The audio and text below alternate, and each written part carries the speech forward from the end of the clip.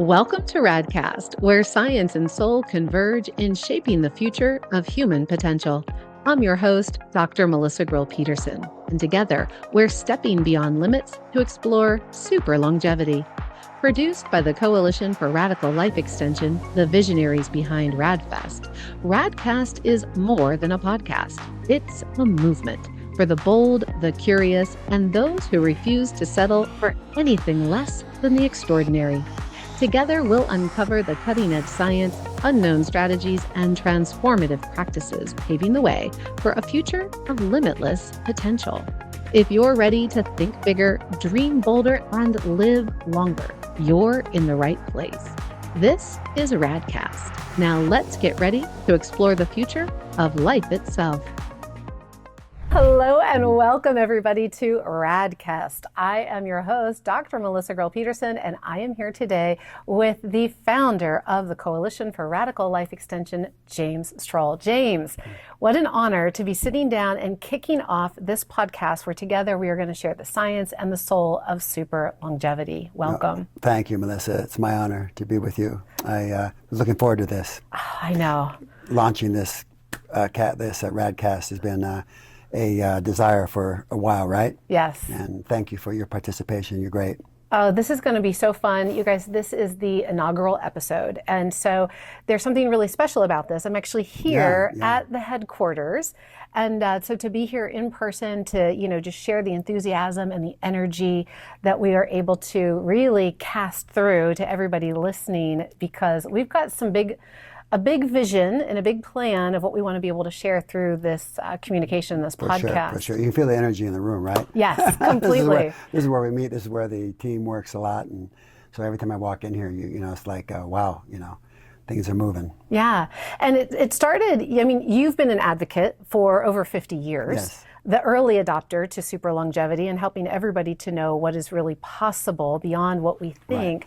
Right. Yet where we sit today here at headquarters for the Coalition and for People Unlimited, help our audience to know a little bit about who you are, what the Coalition really stands for, because this podcast is a new division of what you guys have already been bringing out to the masses for quite some time. Mm-hmm. Yeah, okay. Well, as you said earlier, I'm the director for the Coalition for Radical Life Extension. It's a nonprofit, 501c3, that produces RADfest. Yeah. RADfest was our first initiative when we formed the Coalition. Short story is, in 2014, I got the idea along with my team.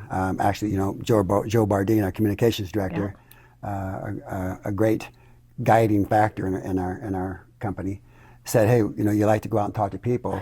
I have an idea. Yeah. An idea. Why don't you go out and talk to scientists and doctors that in the longevity arena, and let's talk about creating some type of collaboration. Yeah. So then we came up with the idea from that of a coalition that would, and consequently the Coalition for Radical Life Extension, because we wanted to really nail down what we're after. We're after radical life extension. Mm-hmm. We're after immortality, or as long as people want to live. Yeah. That's the whole premise, the whole purpose of the coalition. Unlike that's what distinguishes us from other organizations on that level, and what distinguishes RADfest, makes it so unique in the sense that we bring in the top doctors and scientists from around the world that are into age reversal and of course maximum wellness, which is an important foundation for super longevity, right? You have to be, keep your health going and feel good strength and keep that strength up to be able to stay alive till the next innovation comes along, and they're coming fast, and that's what's exciting. Yes. So we created RADfest. The first one was in 2016, and up until that time, for the most part, there was only usually 250, maybe 300 people that would come to any given science event. This is the information I was getting through a lot of the organizers who were putting some of these events together in longevity. And so, but we thought, okay, we want to galvanize the longevity community and bring them together. And we also want to bring in the public, because that's so important, to begin to educate the public, get them in too, to help support the movement, and to create an environment that was conducive to really, in-depth collaborations, et cetera, and support. So we put it together, and in 2016 we had the first one, and it was funny because I had different ones. I mean, Aubrey de Grey, as you know, is a tremendous contributor to what we've done, but he said, I like your idea, but I'm not so sure it's going to happen. He's a little doubtful. So after the first, and I actually felt the same thing, but probably didn't admit it. So anyway, we had it in San Diego first year, and over 1,000 people showed up. Wow. Yeah, and the room was full. We maxed out. We sold out. And I remember Aubrey coming up to me and going, "Okay, I won't doubt you again." And consequently, he, like I said, he's been a great supporter. And we have some exciting news actually just coming forth now that we've been communicating Aubrey de Grey and his team, the longevity escape philosophy organization now that he runs, and they want to now merge with us. So we'll be we'll be the two top events in super longevity in the country. Wow. I'm just hearing this also, gang. Hot off the presses. This is hot off the press because it is coming out in January. So that's so this all is already in the works. Yeah. And we've agreed upon our terms fundamentally, and but by the end of the year it'll be all put together, and so this will come out in January, and I'm very excited about it. As you know, Aubrey and LEF is doing fantastic work. Yeah. And but this would bring more of this would round out Rad Fest more in that context to give us also even more in-depth science, and more in-depth collaboration with the whole field. Yeah. So we're very excited about it. So two key questions I want to ask you. First, for our listening audience that maybe this is the first time they're just coming into this conversation, right? Give them a glimpse into what that term longevity escape velocity refers to. Well, in simple terms, Aubrey coined that phrase. Sins. He was his own sins, and then he created this organization now, and. But the premise of his work is to, like a classic automobile, right? Yeah. Is usually the analogy. Sometimes you can make an automobile immortal by you keep on replacing the parts, keep on fixing it. So after a while, you've eliminated the possibility of that. No matter how long it's here, that automobile falling apart because you're constantly renewing its parts. Yes. So this is the same context of what he's talking about. Same premise for the human body, that you're actually regenerating it faster than you're aging. So that's the longevity escape. You're escaping the aging, you're escaping the deterioration, and gradually regenerating faster than you're deteriorating. Yes, and it's so important to know that chronological age versus biological age is very different. And so at a biological level, we are able to measure and to slow down, stop, and reverse that rate and pace of biological aging. And that's a big part of this, right? So we can still chronologically be advancing, yet biologically be reversing. Exactly. So there's kind of this net positive youthing gain that we literally do escape what otherwise would be considered how we've always kind of thought about aging as a process. Isn't that a beautiful thing? Because you think about it, and and this is what we're wanting to wake people more up to. Yeah. The beauty of being able to extend life. We're talking about extending it with quality, with strength, with resilience, not in some decrepit state that we're facing now in this country. Unfortunately, people are living longer, but they're not necessarily living more healthy. Correct. But we're talking about a healthy state with vitality, and isn't that a beautiful thing to think that you can be chronologically, for example, 100. But possibly biologically 30. Okay, that's yummy. So you get all that knowledge and that wisdom that you've gained over, say, that 100 years. This is the beauty of it too, and yet you still have the freshness and the strength in your body to go ahead and even pursue the dreams you've had through that time, right? Yes. And be more creative than ever.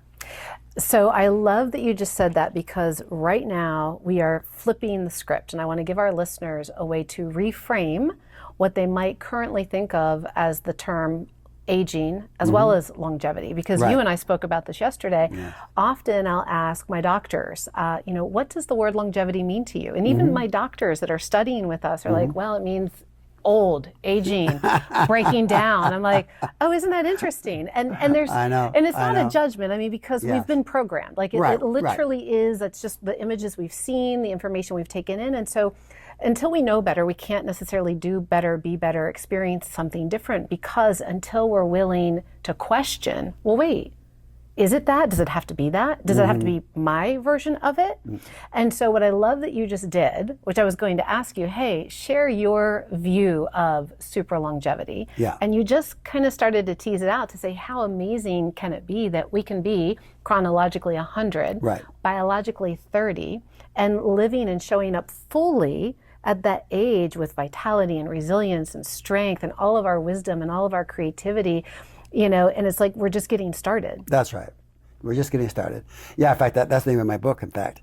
50 years of living forever and just getting started. Oh, Yeah, I love that I wrote about that. that. Bernadine and I wrote love that. that. Yeah, it's a pretty extraordinary book. But yes, thank you for saying that about the program, because that's where most people respond from. That the program, we're programmed that the longer we're here, we're going to keep on deteriorating, et cetera, et cetera.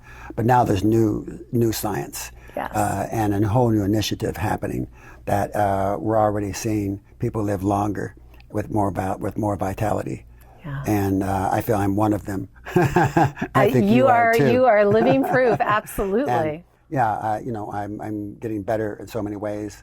But this is what we want, right? I mean, I get the response all the time when I talk to people about living long. The first thing they'll say is, "Oh, I don't want to live in some decrepit state." Exactly. But then you, like you said too, you addressed it. Well, what if we had the opportunity to live with strength and vitality longer, and enjoy all the things that we enjoy, even more so, our grandkids, their grandkids, grandchildren, and down the line, right? So that's the world we're talking about. Exactly. And so longevity, really, the difference between longevity, if you're asking, and super longevity, is that longevity, and that's where the response is that way a lot, because longevity is really about, has been defined as living long enough, healthy, until you die. You're eventually decrepit. But super longevity is breaking the death barrier. Okay, tell us about that. And that death barrier, that biologically that we're is around 125. We know that there's a document of. It's been documented that a human being can live to 123, 124. We've got that documented, and in biology, they know that the human being without innovations can live to that right around that 125 mark. So yes, I mean that's a great thing, to be able to be healthy. But that's the key, right? Being healthy. Yes.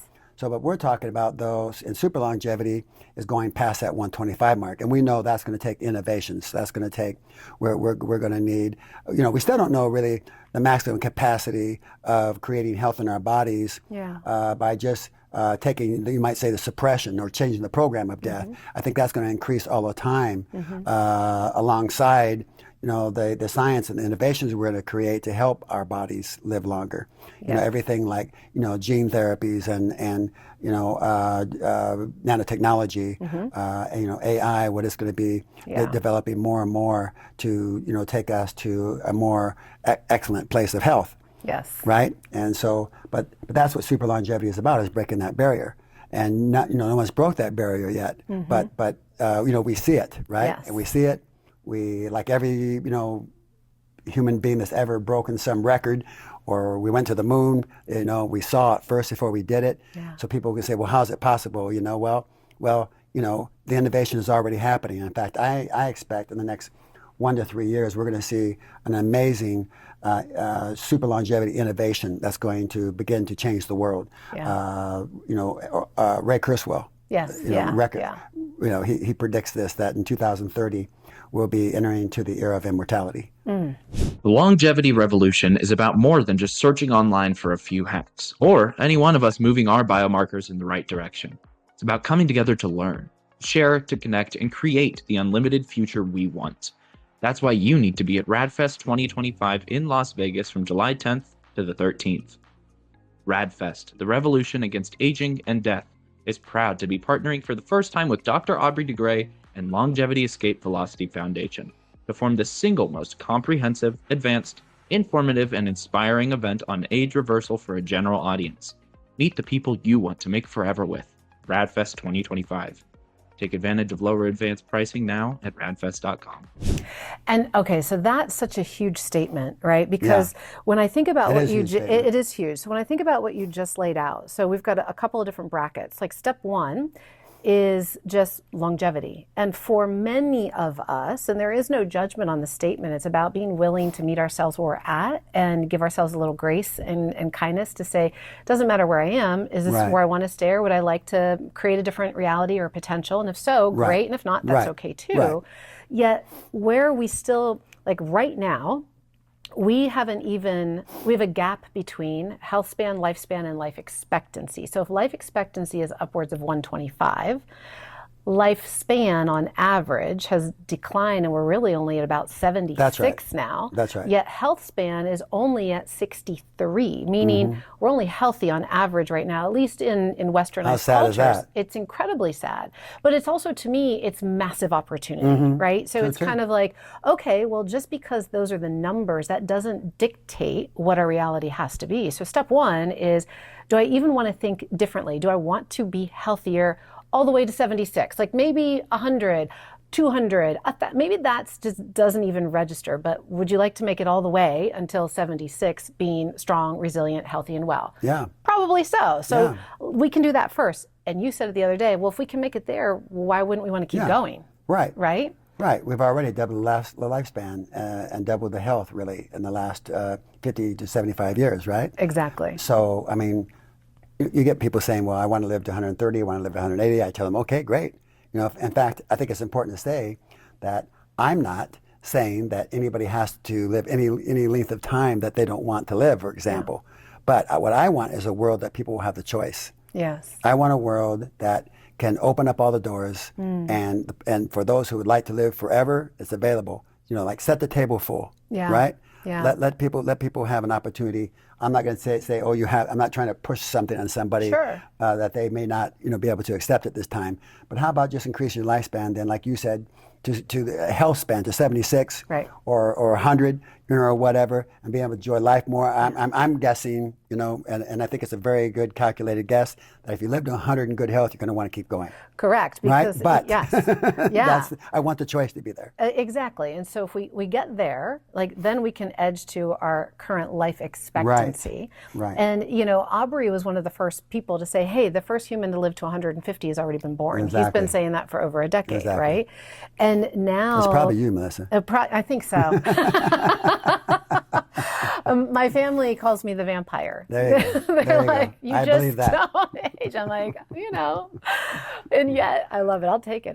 You have that tenacious look. So. Thank you. I'm in for it. I'm here for the ride. And yet what's super interesting is that now, and that idea, again, a bit of it is we get to shock our system because we have to, we were speaking about this yesterday, Roger Bannister and the 4-minute mile. Right.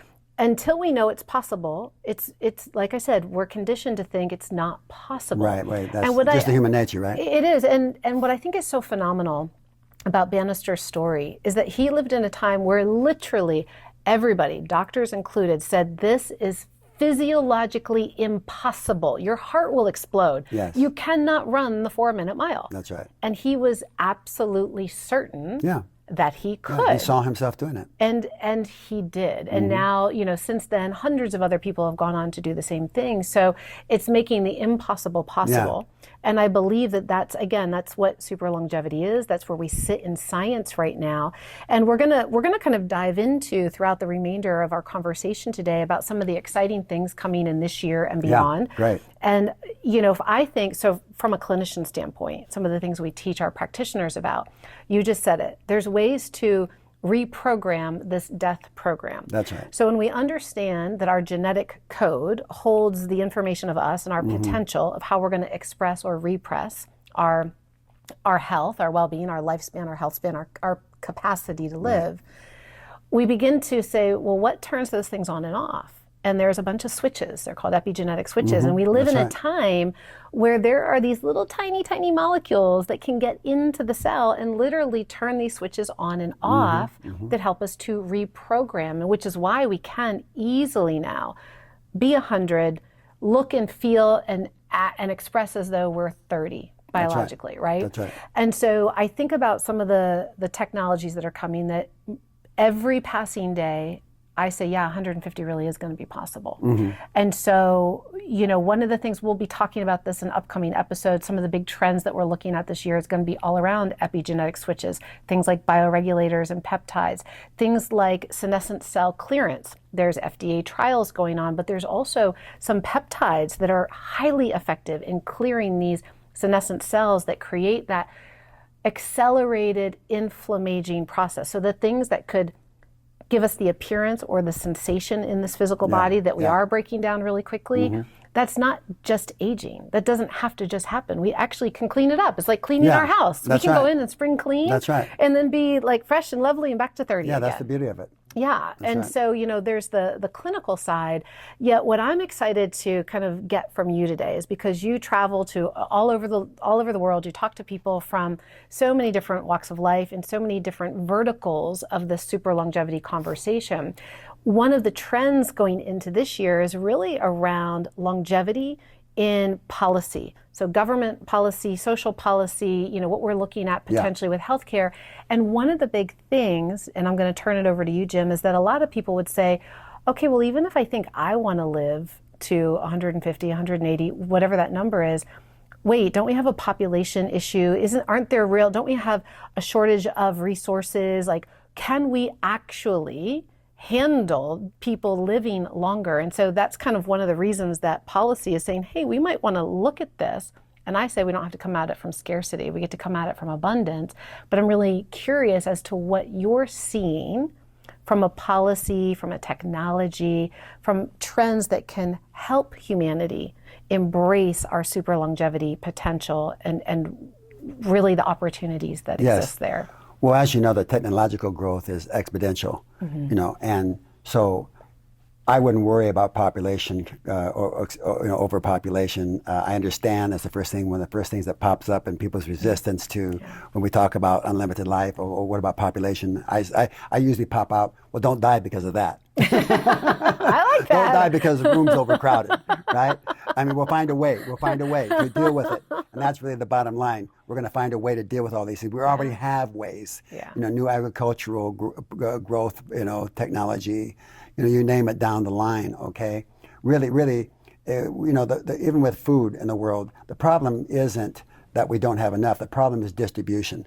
Yes. Many times from greed and monopolies, et cetera, et cetera.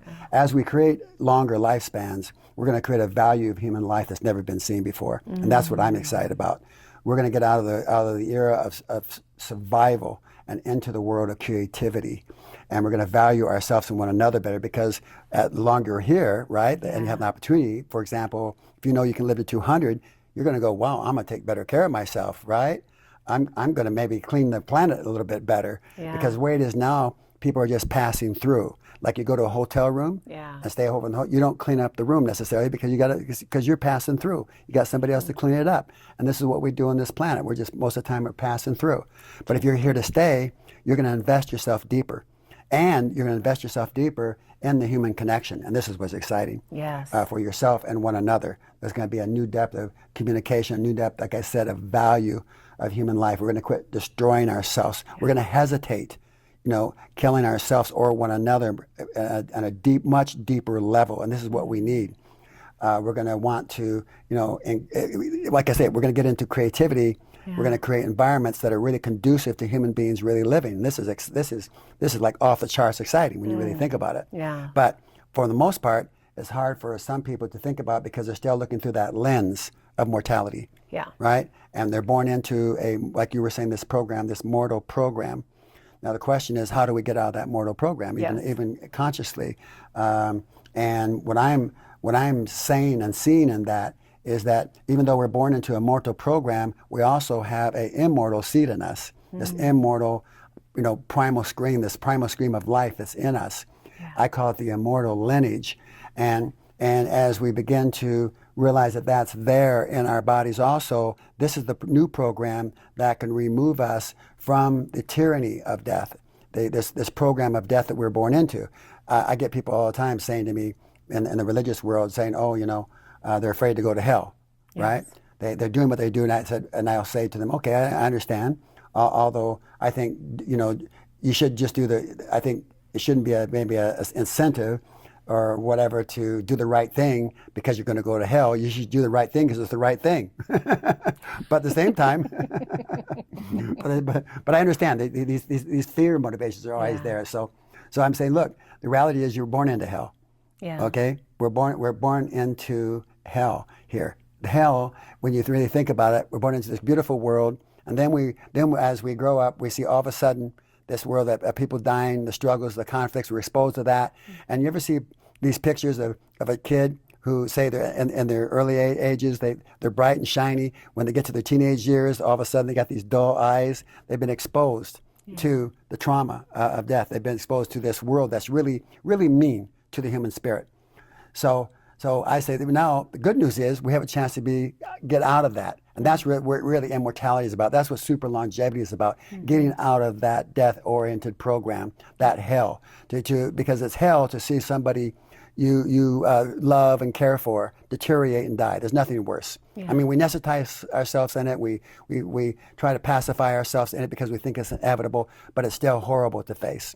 But there's an importance of waking up the world in this, because that's going to really speed up this process of what we want to create in this world, by people waking up and going, yes, death is terrible. We need to support life. We need to invest in life, not death. We need to not killing each other. We need to invest in creating these and speeding up these great innovations, supporting these scientists that are working on these innovations. And that's really what the coalition is about, is to create this type of collaboration with the scientists and the world. We want to spread this message just so dynamically in the world, so people can begin to see, not fighting anybody over this issue or arguing about it, but just saying, look, here's what we think is a better world that we can all want to live in. Right. Because many times when I'm out moving in the world, talking, like you said, around the world, I'll get people saying, oh, I don't want to live in this world the way it is. Okay, we need to create a world that people want to live in.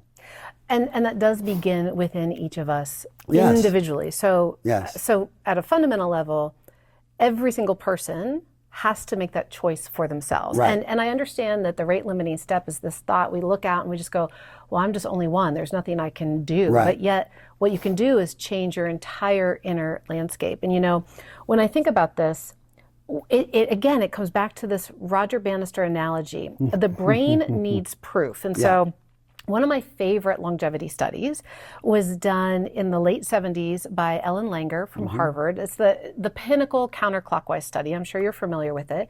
And basically she took a group of men that were in their 80s. They lived in a nursing home. They had a lot of health declining challenges, walkers, canes, poor eyesight, the whole thing.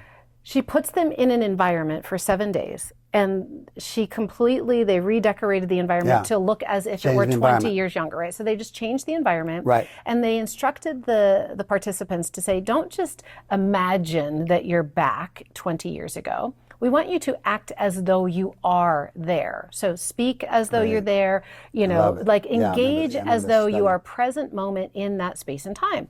And they did for 7 days. They just hung out, they did things. By the end of the 7 days, they were out in the yard playing touch football. Right. These are 80-year-olds that were on canes, right? Their eyesight improved in 7 days. Their hearing improved, their grip strength. So all of these measurable biomarkers. And they weren't sitting there going, I'm going to believe it, I'm going to believe it. They just simply dropped in, and they dropped it literally in their physiology. Right? And then all of a sudden, those switches changed, right? The program got interrupted, so to speak. Exactly. And they got to begin to know, wait, something different is not just possible, it is. Yeah. That's so beautiful, and that's so real. I mean, right here in People Unlimited, in our events, I see people, we've created this environment, the very same environment that's conducive to people really thriving. You see the changes happen. At Rad Fest, all these doctors and scientists, even after the first one we had, came up to me and said, oh, wow, thank you so much for creating an environment like this. We feel renewed. Yeah. Some of them were outliers that were kind of giving up on trying to get their innovation completed, and then they found new collaborations there, and they found new inspiration. I actually had one doctor give me a gift and brought me on stage. He gave me a necklace with it. He was a coin collector.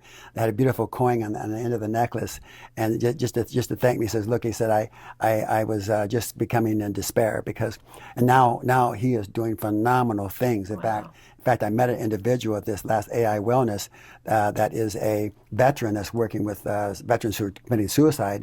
And this doctor that I'm talking about, he is actually working with these guys too on brain trauma. That he's a brain trauma specialist, and he just renewed him. And every once in a while I get an email from him, still thanking me. But this is the overall across the board, these responses. So this environment, this is the environment, Melissa, we want to create in this world. But it has to start with that we know that we can break through this death barrier, because what that people say, well, what they can say, oh my, it's like, what does it have to do with it? Can't we just create this anyway? No, we haven't been able to. Look through history. This death haunts us.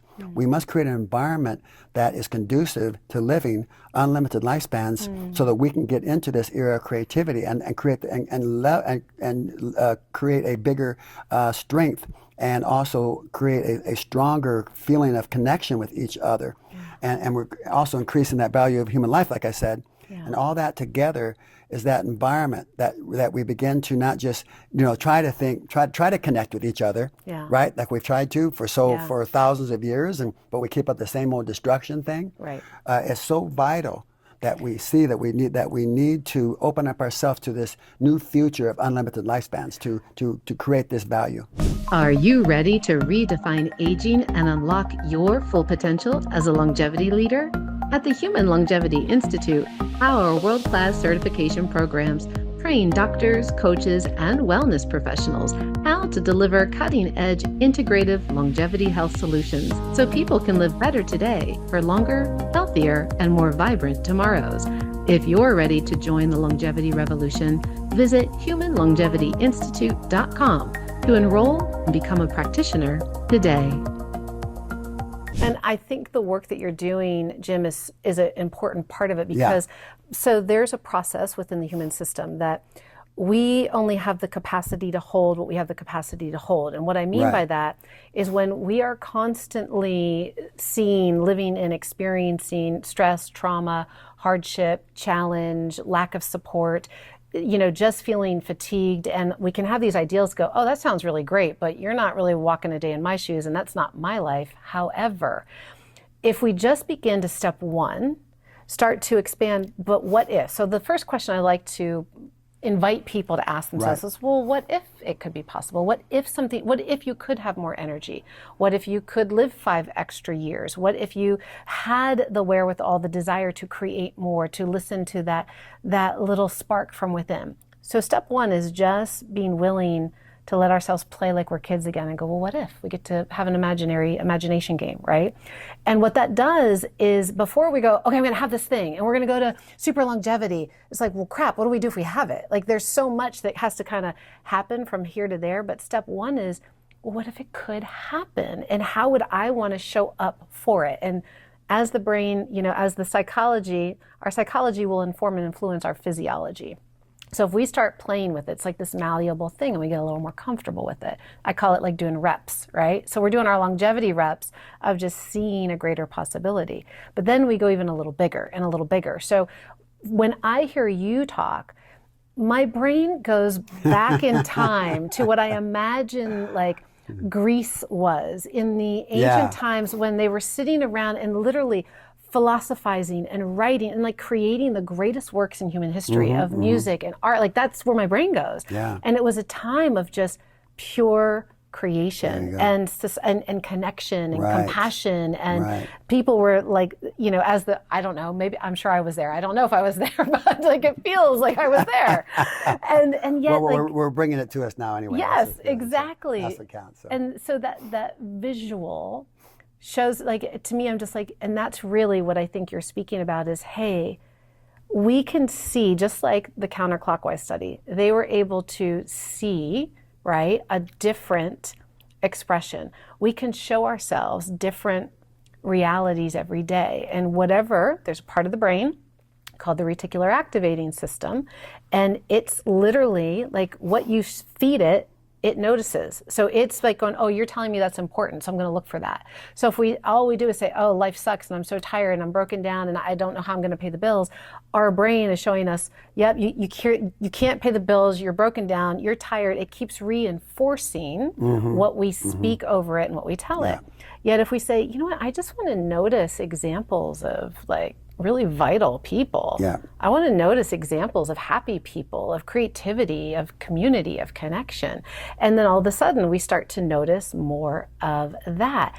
And just that little bit starts to increase our capacity of havingness. And I think we have that opportunity, which is why I say your work is so important, because the more you do these events, having this podcast, for example, having these conversations, expands the collective capacity of imagining what could be possible for the individual as well as for the whole. Yeah, and you know, I've learned through a lot of this that I think you know, we all are playing different roles in this. In some level, you might say that I know that for me, I'm an immortalist, you know, and I caught into that. I mean, right off the bat when I was 18. Actually before that, but I heard some people at 18 saying that you could, some people, it's my business partner, Bernadine Brown, and her partner at that time, Charles Paul Brown, and they were saying immortality is possible. I was 18 years old. That just struck me right off the bat as you know, like, wow, that was my favorite thing I could hear, you know, but then like you say, you know, some people, and I think it depends upon, you know, background, environment they've come from or whatever. And we have to understand that it might be like, well, too much for them at the time. Sure. But my point is, though, is that we need it all. We need those. We need those that are going to go for the moon. We need those that might just want to orbit around the Earth some. Yeah. Right. And then we're all going to find a place in that. But I know if we don't go for the moon, if we don't go for immortality, we're going to go too slow in these increments. Right. Okay. And we need to use the term. Our world needs a quantum leap. Yes. You know, you caught my thought. We you know, we're talking about evolution here at a certain level. You know, are we going to evolve without dying, or are we going to keep on settling for this idea that we have to die to evolve? You know. Right. And so I'm into evolving without dying. I mean, to me, that's the most excellent. Not saying the other isn't, you know, is bad or good, but look, what is the most excellent thing we want, and why not go for it? I mean, I can't stand the thought of anybody I love or care about, you or anybody else, deteriorating and losing you. You know, so the excellent thing would be to have you continue to see you, you know, 20 years from now and you're even better, or 100 years from now and see you even better, right? And that's with each other, and that to me is the real glory of living. And that's evolving without dying, and so that's the world that I think is really so real for us, and that that I'm motivated to put my energy into, because, you know, I personally I get kind of bored, I'll use that term, with just, you know, taking the baby steps, right? And so, but also, you know, some people need to take baby steps at the time, but I'm also going to let them know that, hey, there's some big giant steps you can take if you want to, right? And so this is how this is evolving now in a way that's so dynamic. And facts are, okay, that we're not going to change this world, how we think we have to create a new world. And right in the midst of this world, a whole new world's happening. We've spent so much time and energy. It's like the same thing fighting one disease, you know, and putting billions of dollars into it, okay? And I commend people who do that. But at the same time, you know, why not cure aging, okay, and then have the domino effect that all these age-related diseases we will cure at the same time. Get to the root of why we have all these diseases, and quit pouring so much money into just one at a time. Right. You know, we have all these specialties. Let's move together, cure aging, and we'll have this domino effect that will take us into a whole new medical place, a whole new physiological place. Absolutely, and that's why I'm so passionate about what we do at Human Longevity Institute, because it's all about longevity medicine. There you go. There is a framework that we do understand, you know, and I say all the time, I'm like, the diseases that we're out there treating are actually truly a symptom of aging. Right. They're just a secondary expression of. And if we appreciate and understand that all diseases have the same root expression, and so if we start there, like we can really clean up a lot. We can handle a lot. To your point, we don't have to give everything a label, but that would radically change our healthcare system. And we are and that's where we're at. We are at an inflection point. And so what's super fascinating is that there are these structures that have been in place for a very long time that do not want to dislodge. They don't want to be impacted. And yet, you know, as you say, humanity waking up in so many different ways. And sometimes we wake up because we say, I'm sick and tired of being sick and tired. I will not tolerate this anymore, right? And other times it's because I know so much more is better and possible. So we come at it from different sides, but I say it's the opposite side of the same coin. However we get there, the fact that there is such a desire from the masses, from so many, to say, I've lost trust. I've lost trust in conventional healthcare systems, in conventional disease management and treatment. Like, I don't want to just take pills, and I don't want to be labeled as I'm decrepit and broken. I want something different. Exactly. I have so many doctors come to me now and say, oh, you know, they just, they even, some of them, you know, they got into medicine because they had a passion to help people. Yes. And then, you know, all they're doing is patching up people. And look, there's a need for that. Yes, you know? 100%. Patching up people, and we've gotten good at it. But these doctors, and so many now, want to work in the preventative area. They want to work for health. They want to help work to build health, they're saying. And so they want to get out of that, you know. And I'm grateful for the doctors who actually, you know, patch you up from an accident or whatever like that. But we have to get into, like you said, real healthcare also. You know, and it's going to complement everybody. Yeah. It's going to change the whole structure economically and everything. We're bankrupting ourselves with this patching up, you know, chemistry that we get, that we're so indulged in that we never, and people we're getting more sick all the time. So what can we do but I wanted to just say this, yes, that please. the coalition, you know, and this broadcast, you know, Rad Cast is about introducing all these new innovations, ideas and thoughts to the world. And I want people who are listening to get that this is going to be, you know, a weekly broadcast that they can stay right and in line with us and share their own thoughts and ideas with us as you know, are doing these great as the host. But the coalition is really excited about this because we want people to know that not only are we going to bring the best to them through these broadcasts, but we're also going to keep them informed of the coalition's goals and purposes as we go along. Like, for example, the Rad Fest that we're going to have in Vegas in 2025, July 10th now through the 13th, is going to be a phenomenal, I'll say, you know, event based on the energy that we're even putting out now that you can feel, drawing all the top doctors, scientists, and people there that can really energize the room and talk about environment. You know, I want them to come to this Rad Fest because they're going to pick up an environment that's going to really get them, you know, running again on all four engines. The events do that. Going to get them going and all.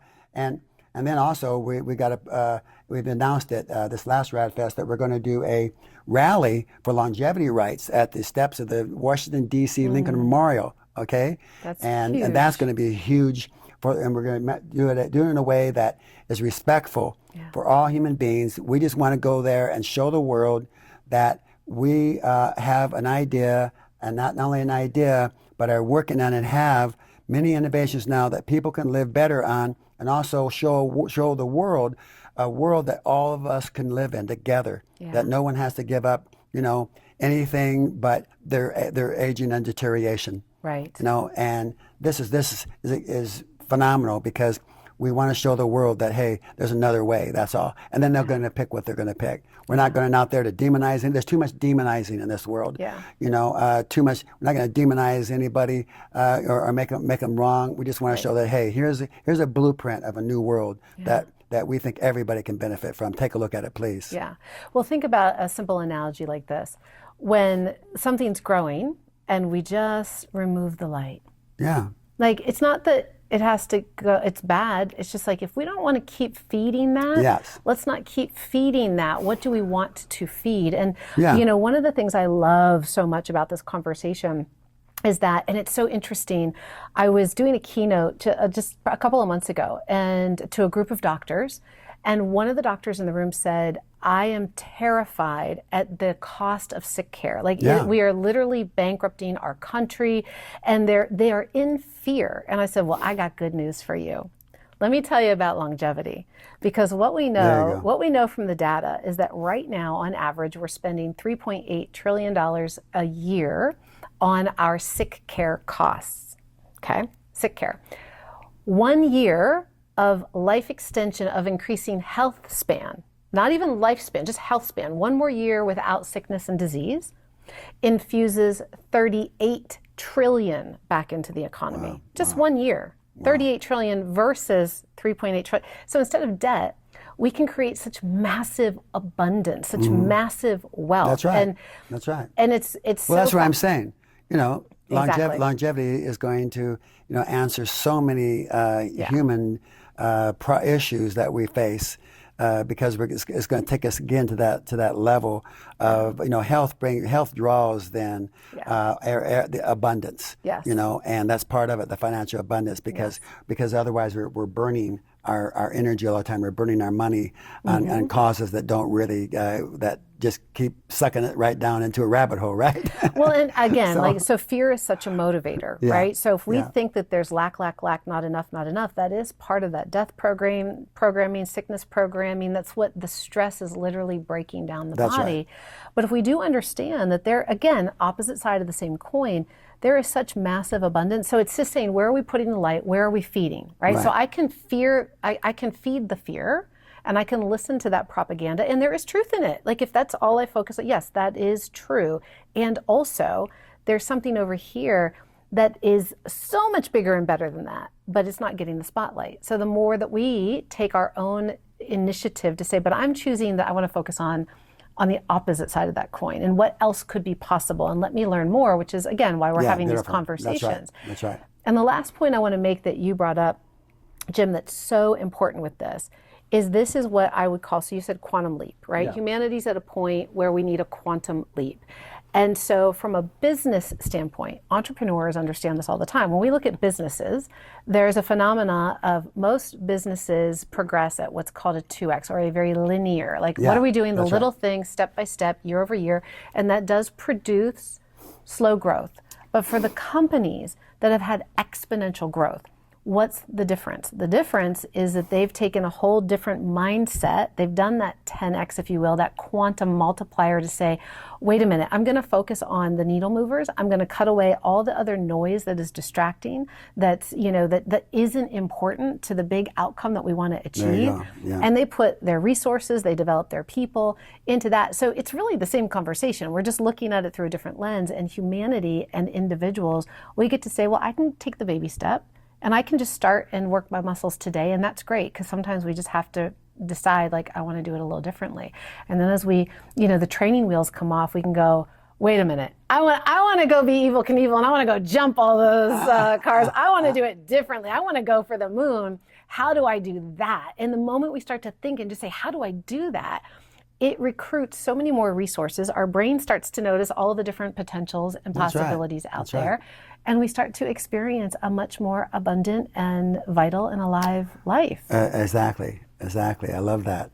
I always say that, new ideas, many times people are afraid to say something new because they feel that it might not be accepted or received. Right. But we need this, and we need environments that are conducive to that, right? Yeah. Like we have here, we can, and here at People Unlimited, RAADfest, we always tell our speakers who come to RAADfest, we say, look, just feel free to really, get out there and say what's really on your mind and what you really got going, and what you really want to create, and don't criticize anybody else's stuff, right? Yeah. Because it's one thing to have a healthy debate, it's another thing to put somebody else down. Right. And so we've created that environment, and people are feeling, free then to explore the unknown. Yeah. And that's where these new ideas and the new thoughts come. We don't have to worry about what's going to, work or not. I mean, if it's something really meaningful, it's going to stick. Yeah. And so that's what, and I always say, don't kill the energy because you don't understand something. Yeah. That's a great point. Yeah, that's so vital.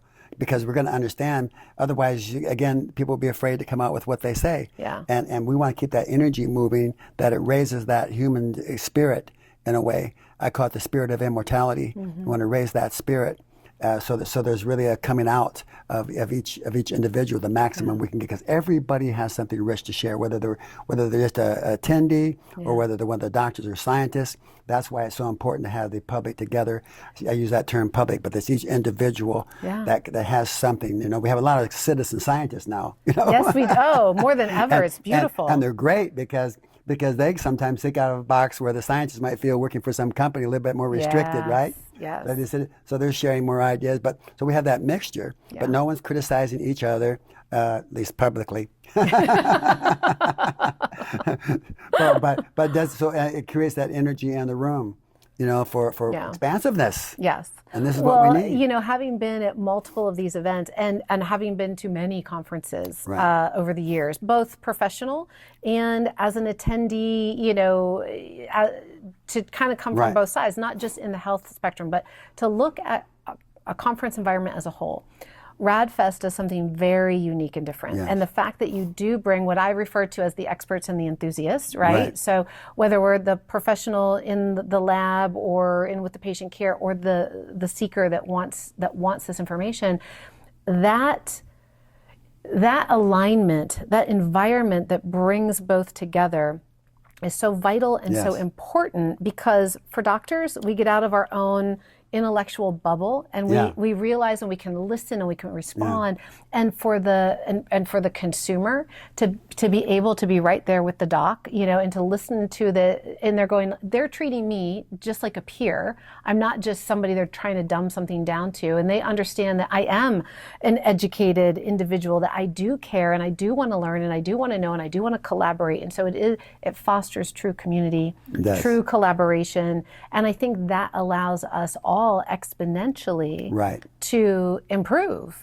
and what we're able to bring out and about. To your point before, you said that when we're all focused on the objective and then, and have that collective energy together, you have the individual who, like you said, the individual getting in touch with themselves, but then it's even more powerful when that individual can move collectively with other individuals, can drop their, their ego or whatever it needs to happen for that to happen.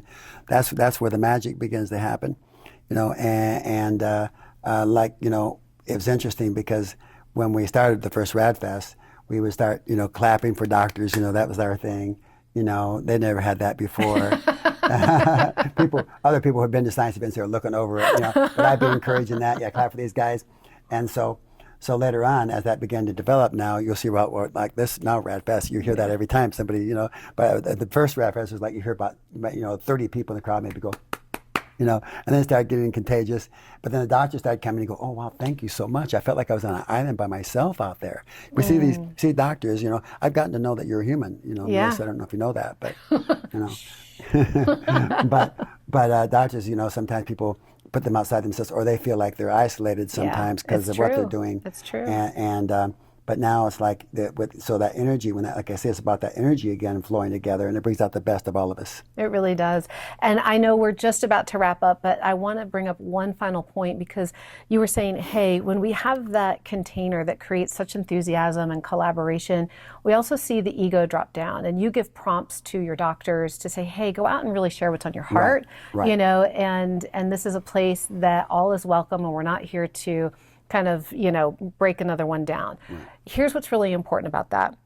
Let's go back to this quantum leap phenomena, is that oftentimes we only take the baby steps because we are fearful of having to justify why I want something different than what my neighbor, my family, my friend, my coworkers may want. That's true. And justification is the single greatest factor that keeps us individually and collectively from making these quantum leaps. Right. Because it's just so hard sometimes and so uncomfortable.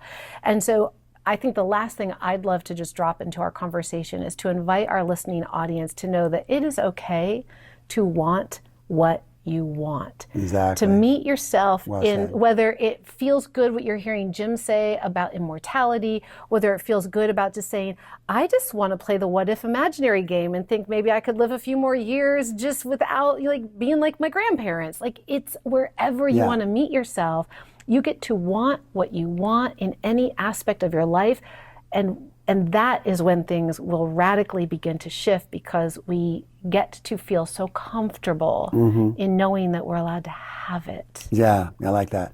Yeah, I want everybody to know along with that, and I think this is what you're saying too, is that it's innately in all of us to want to live. It's okay. Yes. It's okay to feel that, and what a level, and cultivate that. It's innately in us. Yeah. We've always, as a human race, have sought immortality, okay, or longevity. Fountain of all right, youth, the whole- absolutely. Why? Yeah. Because it's innately in us. Yeah. And now we're at the place that we're at this era now. There's a whole new future for us, and it's okay to let to feel that, like you said. Along with that, in closing, I think we're running out short here. Is that I want to say that that's the mission of the coalition. Is to spread this great information and inspiration of unlimited life throughout the world, and to I think it's going to be I know already, it's going to be an integrating factor for all human beings. It has no color. It has no prejudice or ethnic background. It's for everybody, and this is for the first time, I think, also. I know this is a bold statement, but I'll say I think it's their biggest opportunity to really have what we all desire, a peace on this planet, because it's going to raise the value of human life. It has no prejudice in it. Yeah. It's just about pure life, okay? Wow. And this is what we haven't had, this magnitude, this passion, this virtue for pure life that's in us. Yeah. And this is why I think that we battle each other, is because we feel unfulfilled in that. And we feel it's a death program that we play out. But now I want people to feel, as they're hearing this, that they can, begin to play out life and begin to feel, and it will dismiss. Look, I have my own experiences. It will dismiss a lot of the trauma, a lot of the resentfulness. I've had people come up to me and go, "Oh wow, all the resentfulness left me that I had." Some women around men, or men around women, or other circumstances, and so. It's amazing. It's amazing what we have in us that we haven't tapped into. That's this cry for life in us, and it's a fulfillment of the ages. It's like I said, a primal scream in us and we're here now at this time to begin to enjoy the unfolding. I feel so fortunate, and blessed to be here with you now, and to be speaking this to everybody, to be in this era, right? To feel this, that we're feeling. We are like the Roger Bannisters, so that we actually can see this. We haven't run that 4-minute mile yet. We haven't broke that up, but to even have the feeling of this now. I mean, he must have felt. Imagine that. He must have felt in his body, absolute, because he just kept going at it. And he's one of the examples of many. But he must have felt like, wow, he could really see himself and feel himself doing that. Yeah. And eventually he did it, the impossible, and he did not explode. No, he did not explode. And so there we go. We can make the impossible possible. We can want more aliveness. And as we round this out today, I want to say thank you so much. Thank you. What a great way to kick off the year. Yeah. So hopefully, as we close out today's episode, you are feeling the call for greater aliveness, to have full permission within yourself to dream a bigger dream for yourself, for humanity, for your own health, your own vitality, your own abundance. This is going to be a phenomenal year. Each day moving forward is just going to keep getting better and better and better. Thank you so much for being here today, and to the coalition, and to this exciting, format here. I can't wait to bring out incredible voices. Beautiful. Thank week after week. Thank you for this time. And I want to just tell everybody that everyone matters. Yeah. Everyone matters, and I want you alive. So I hope today's this broadcast is giving you a new inspiration in your person to feel that and to go for it. I love it. Thank you. And thanks to everyone for listening. Until next week, be well. Thank you for joining us on Rad Cast, where science and soul ignite the future of radical life extension. Be sure to visit us over at radfest.com. There you can engage with like minds in the super longevity movement and find out about upcoming conferences and events. If you're inspired by today's episode, be sure to subscribe, leave a review, and share it with someone who's ready to live bigger, bolder, and longer. Stay curious, and we'll see you next time on Rad Cast.